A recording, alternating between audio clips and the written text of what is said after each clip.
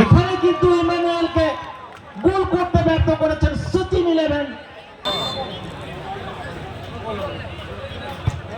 ও একেবারে নেট ছিঁড়ে যেন বল বাইরে বেরিয়ে এসেছিল।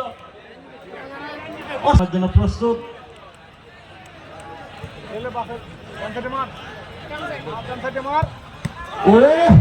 এবারেও কিন্তু চেষ্টার কোনো গাফিলতি ছিল না গোলরক্ষকের, যদিও হাতে স্পর্শ নিয়েছিলেন বলটিকে, কিন্তু শেষ রক্ষা হয়নি।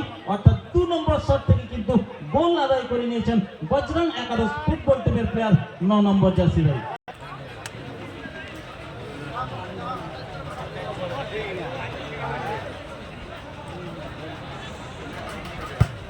ও অসাধারণ, খুব সুন্দর প্লেসমেন্ট, একেবারে বাট পোস্টের ছোঁয়ায় কিন্তু বল চলে গিয়েছে তে কাটের মধ্য দিয়ে নেটের জন্য। অর্থাৎ 2 নম্বর শট থেকে কিন্তু গোল করতে সক্ষম হয়েছেন সচিন 11 ব্যারেজ ফুটবল টিমের প্লেয়ার 6 নম্বর জার্সি পরিহিত আলাসন।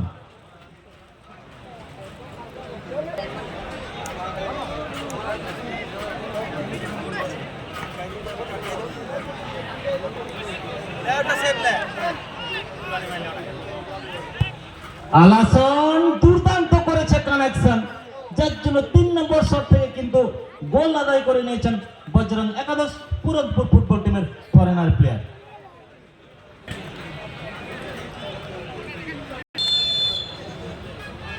প্রথম দুটো শট থেকে কিন্তু সচিন 11 এর গোল এসছে।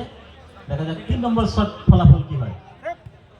ও অসাধারণ প্লেসমেন্ট, দুর্দান্ত প্লেসমেন্ট, বিশেষ কোনো স্পেস নেয়নি, সামান্য স্পেসের মধ্য দিয়ে আউট করে বলকে নেটের জালে জড়িয়ে দিলেন। অর্থাৎ 3 নম্বর শট থেকে কিন্তু গোল আদায় করে নিলেন সচিন 11 ব্যারেজ।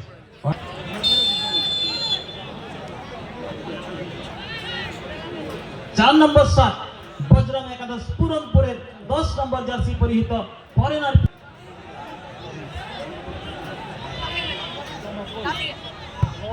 বরিস এখানে কিন্তু গোল করতে করেছেন মিস।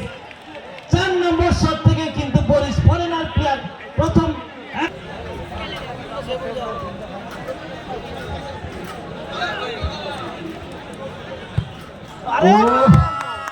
এবারে কিন্তু আমরা সকলেই জানতে পারলাম